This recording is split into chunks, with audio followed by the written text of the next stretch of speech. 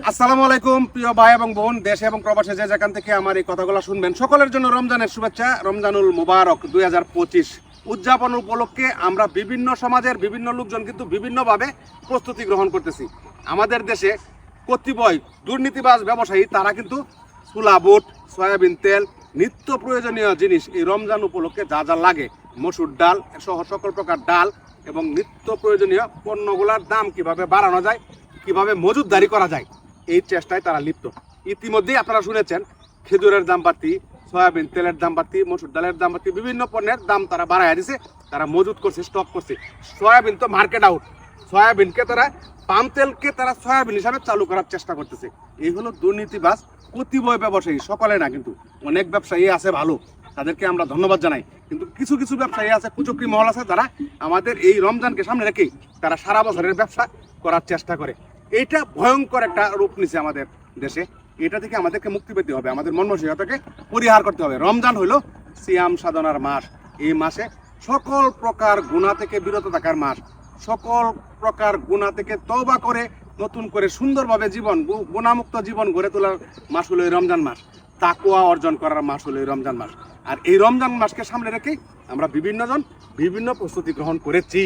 ইতিমধ্যেই মাদ্রাসা, school, college, বিশ্ববিদ্যালয় সহ কৃষক, শ্রমিক জনতা তারা চিন্তা করতেছে কিভাবে ভালো একটি ইফতার পরিবারের লোকজনকে, গ্রামের লোকজনকে করানো যায়, একবার অন্তত করানো যায়। সেহেরি, মা বোনেরা চেষ্টা করতেছে সেহেরি এবং ইফতার কিভাবে সুন্দরভাবে ভালো একটা পরিবেশন করতে পারে। প্রতিদিন না হোক, মাসে এই রমজান মাসে 30টি দিনে অন্তত কয়েকবার কোরআন খতম কিভাবে দিতে পারে, সেই চেষ্টা করতেছে অনেকেই। অনেক ভাই এবং বোনেরা তাদের আন্তরিক প্রচেষ্টায় চেষ্টা করতেছে তারা কোরআন কিভাবে শিখবে।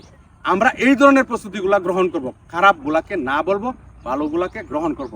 পবিত্র মাহে রমাদান, এটা হলো পবিত্র কোরআন নাজিলের মাস, পবিত্র মাস। এই পবিত্র মাসে আমরা সকল প্রকার গুনাহ থেকে বিরত থাকবো এবং তওবা করে নতুন করে আর কোনো গুনাহ করব না, গুনায় লিপ্ত হবে না, এই আশা আকাঙ্ক্ষা করি।